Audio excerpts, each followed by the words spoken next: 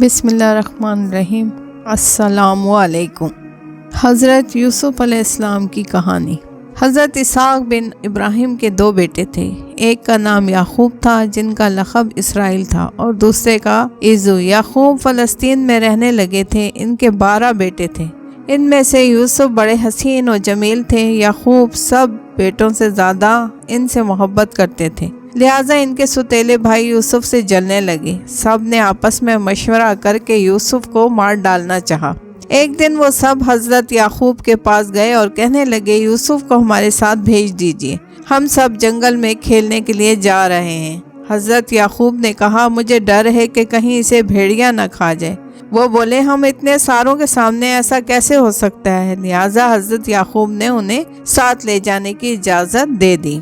جنگل میں جا کر انہوں نے انہیں مار ڈالنا چاہا تو ایک بھائی نے کہا، ایسا نہ کرو بلکہ اسے کسی اندھیرے کنویں میں ڈال دو۔ چنانچہ ایسے ہی کیا گیا۔ پھر وہ روتے ہوئے حضرت یعقوب علیہ السلام کے پاس ان کی خون آلود قمیض لائے کہ انہیں تو بھیڑیا کھا گیا ہے۔ حضرت یعقوب نے فرمایا، یہ تو تم نے بات بنائی ہے، اچھا خدا مجھے صبر دے گا۔ کنویں کے پاس سے ایک قافلہ گزرا۔ انہوں نے جو یوسف کو دیکھا تو کنویں سے نکال کر مصر میں جا کر فروخت کر دیا۔ مصر کے وزیر نے انہیں خرید لیا، جسے عزیز کہتے تھے کیونکہ یہ مصر کے وزیر کا لقب تھا۔ اس کی بیوی جو زلیخا کے نام سے مشہور ہے، ان پر عاشق ہو گئی اور ان پر تہمت لگا کر انہیں قید کروا لیا۔ یوسف خوابوں کی تعبیر دینے میں مشہور تھے، لہٰذا 2 قیدی ان کے پاس آئے اور ایک نے کہا، میں نے یہ خواب دیکھا ہے کہ میرے سر پر روٹیاں دھری ہیں اور پرندے انہیں کھا رہے ہیں۔ دوسرے نے کہا، میں نے اپنے آپ کو شراب نچوڑتے دیکھا ہے۔ آپ نے فرمایا، تم میں سے ایک کو سولی پر چڑھا دیا جائے گا اور دوسرا بادشاہ کو شراب پلائے گا۔ چنانچہ ان میں سے ایک کو سولی دے دی گئی اور دوسرے کو چھوڑ دیا گیا۔ وہ شاہ کو شراب پلایا کرتا تھا۔ ایک رات مصر کے بادشاہ نے خواب دیکھا کہ 7 بسانے سبز ہیں اور 7 سوکھی۔ وہ گھبرا گیا اور عالموں سے اس کی تعبیر پوچھی تو کوئی تعبیر نہ دے سکا۔ بادشاہ نے کہ اس خاقی نے جو یوسف کے ساتھ قید خانے میں تھا یوسف کے تعبیر دینے کی تعریف کی تو بادشاہ نے انہیں بلا بھیجا۔ بادشاہ ان سے مل کر بہت خوش ہوا اور انہیں وزیر خوراک بنا لیا۔ انہوں نے اس خواب کی یہ تعبیر دی کہ 7 سال تم پر خوشحالی رہے گی اور 7 سال خوشحالی رہے گی، لہٰذا تم قحط کے زمانے کے لیے غلہ جمع کر لینا۔ جب قحط کا زمانہ آیا تو یوسف کے بھائی شاہ مصر کی سخاوت کا حال سن کر اپنے گھر والوں کے لیے غلہ لینے آئے۔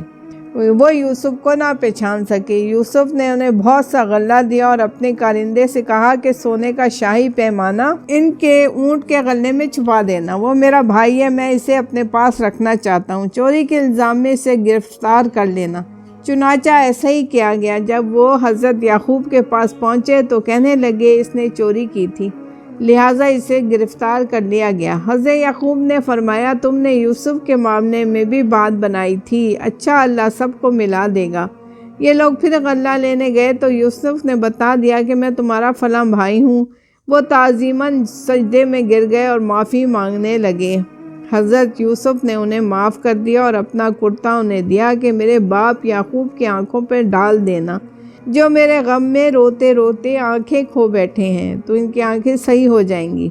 جب یہ لوگ گھر پہنچے تو انہوں نے ایسا ہی کیا اور حضرت یعقوب کی بینائی لوٹ آئی۔ پھر آل یعقوب مصر میں جا کر آباد ہو گئے اور وہ حکومت کے بڑے بڑے عہدوں پر فائز ہو گئے۔ چونکہ حضرت یعقوب کا لقب اسرائیل تھا، لہٰذا ان کی اولاد بنو اسرائیل کہلائی۔ گویا بنو اسرائیل مصر کے حاکم بن گئے۔ رفتہ رفتہ مصر کے بادشاہوں اور فرعونوں نے ان پر ظلم ڈھانا شروع کر دیا، تو حضرت موسیٰ اپنی قوم بنو اسرائیل کو لے کر فلسطین کی طرف روانہ ہو گئے۔ یہودی بنو اسرائیل ہیں، اس لیے ان کی حکومت اسرائیل کہلاتی ہے، جن کا آج کل فلسطین پر قبضہ ہے۔